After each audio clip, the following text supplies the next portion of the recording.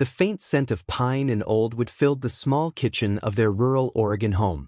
Lena set a carefully wrapped wedding gift down on the table, the ribbons still crisp and neat.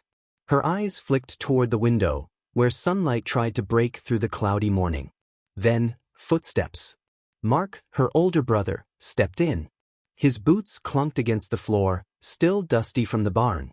His face was unreadable, but his voice sliced through the silence. "Don't come to the wedding. You'll ruin it." Lena froze.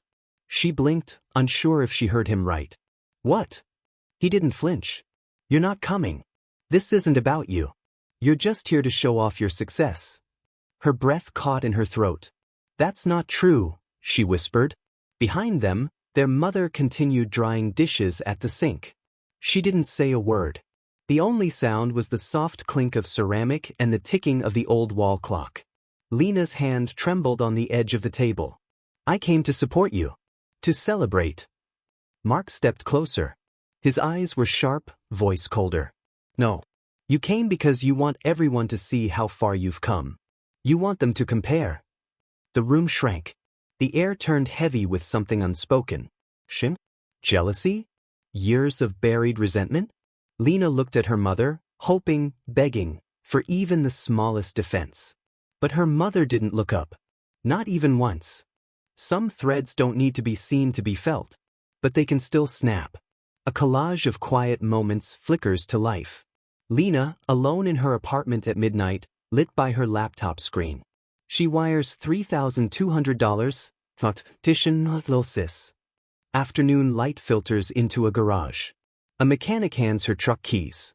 She smiles faintly and walks away. The truck isn't for her. It's for Mark, her brother.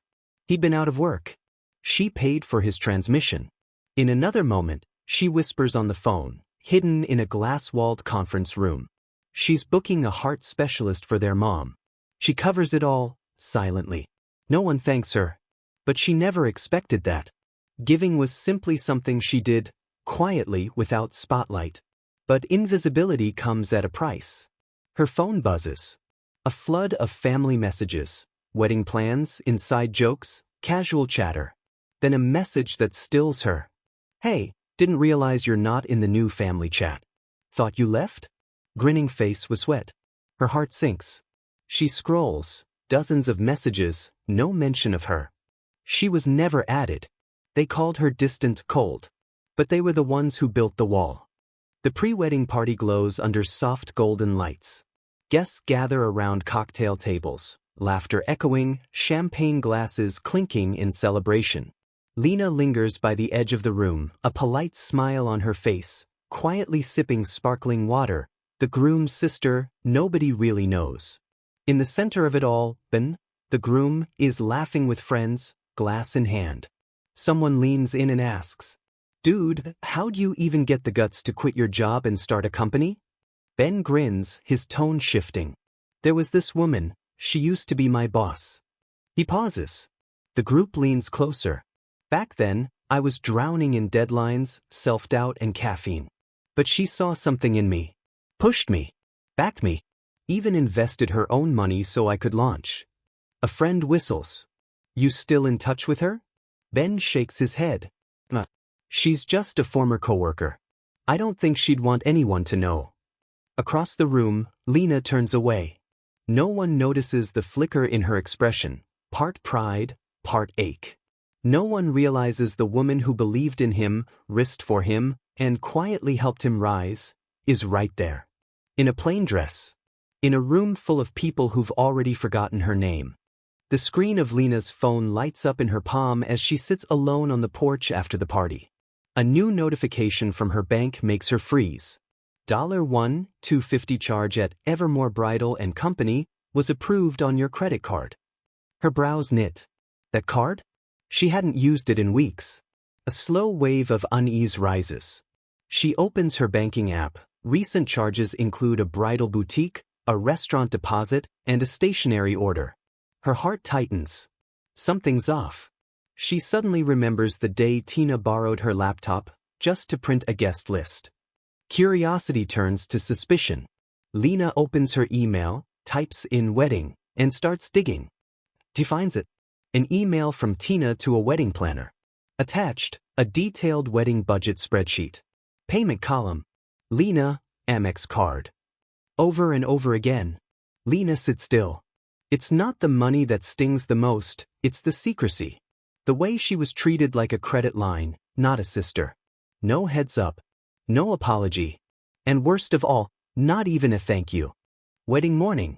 The Oregon sky hangs heavy with soft gray clouds, draping a quiet hush over the little church. Lena sits in her parked car, hands wrapped around the steering wheel, unmoving. The rearview mirror catches her reflection. Tired eyes, lips pressed into a thin, uncertain line. Inside the car, it's silent enough to hear her own heartbeat. She glances out the windshield toward the chapel.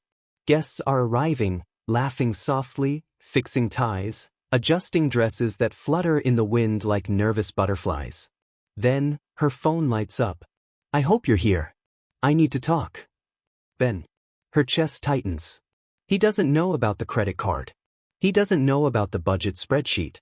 Only Tina, their mom, and Mark know what happened.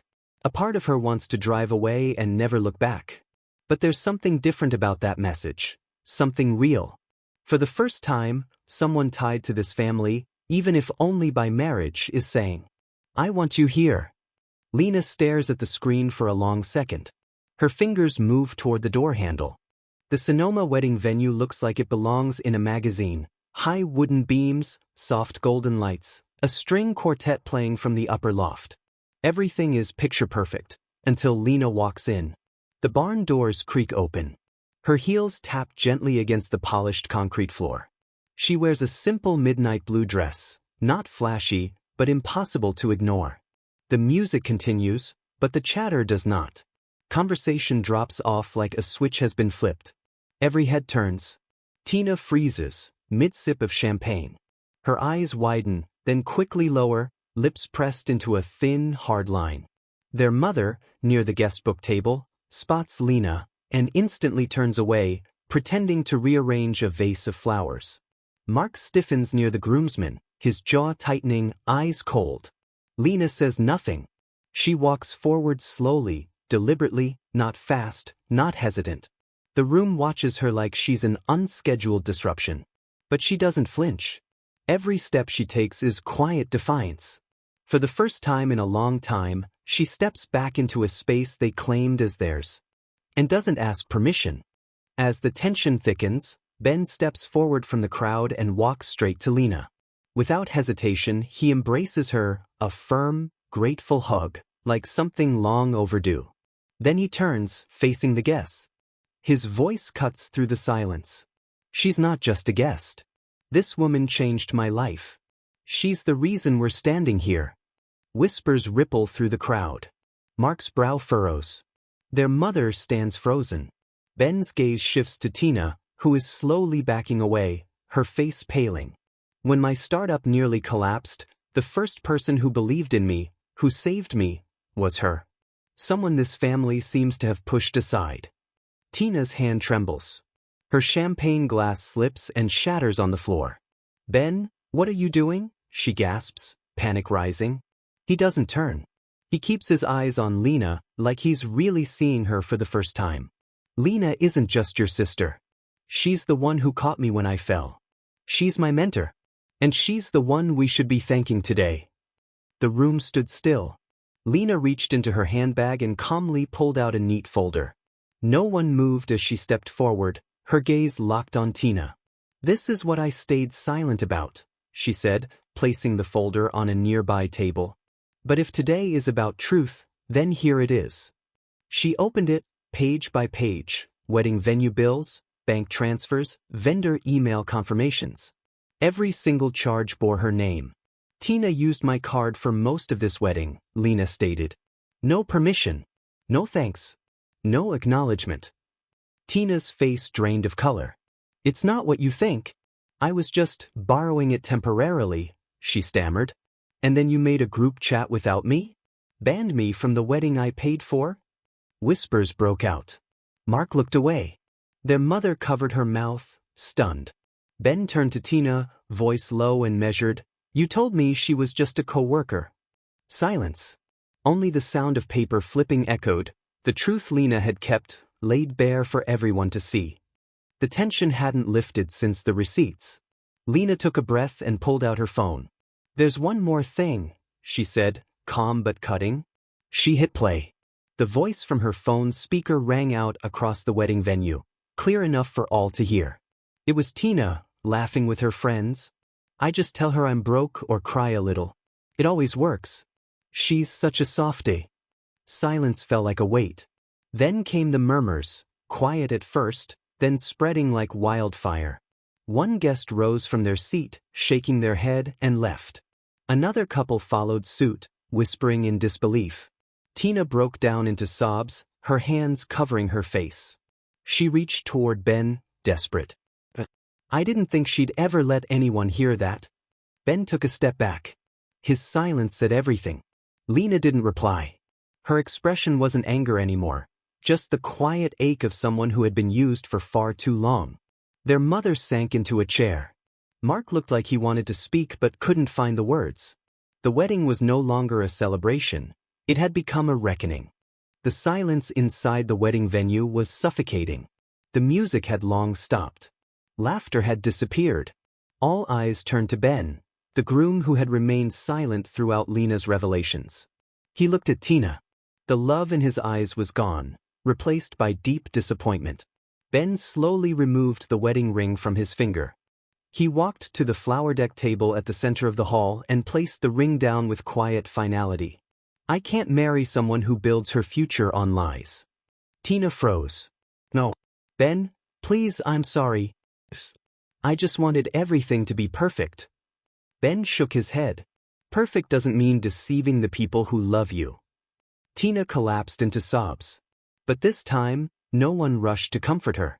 The crowd remained silent, not because they didn't know what to say, but because, finally, everything was undeniable.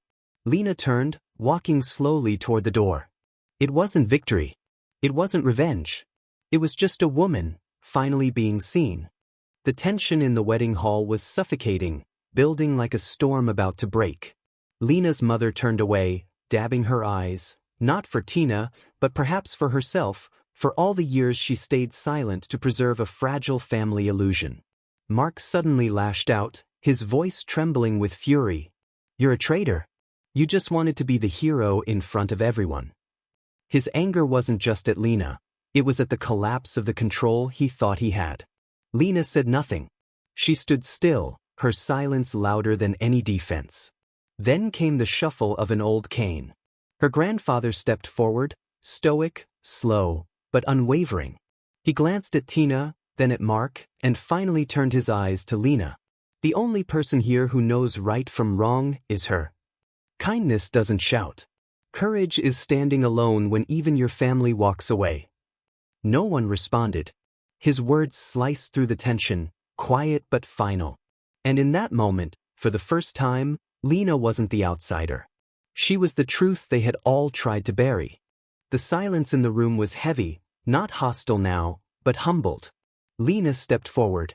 Her voice was steady, neither bitter nor angry. Just honest.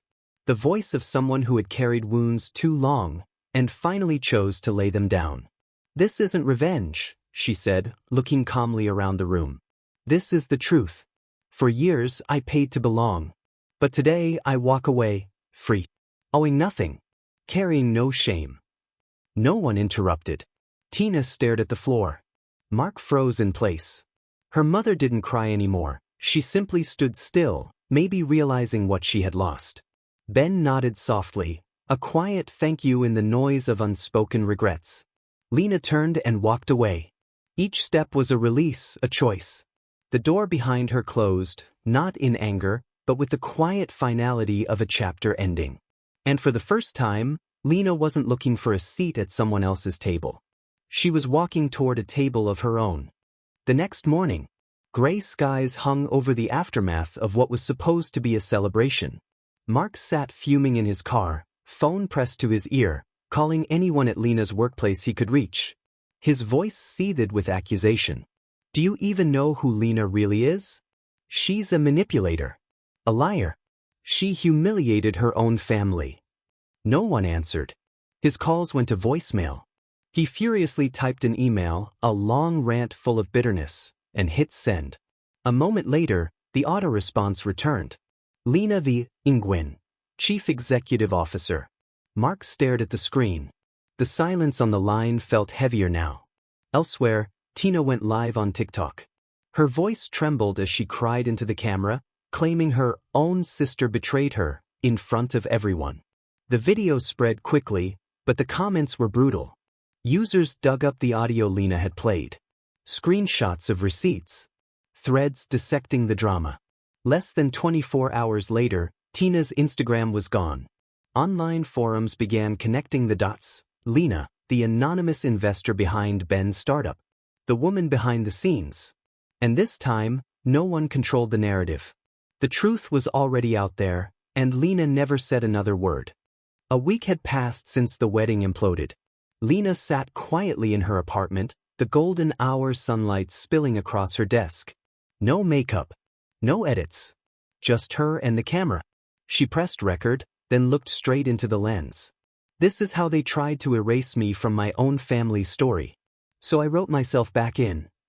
She told it all. The cold message from her brother, the quiet sacrifices, the final walkout from her sister's wedding. Not with bitterness. Just truth. She uploaded the video on a Monday morning. By evening, it had over 2 million views. News sites picked it up. TikTokers stitched reactions.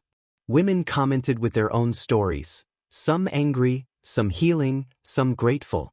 That same day, Lena announced the launch of the Backbone Fund, a grant dedicated to women who'd been silenced, sidelined, or shamed by the very families they once held together.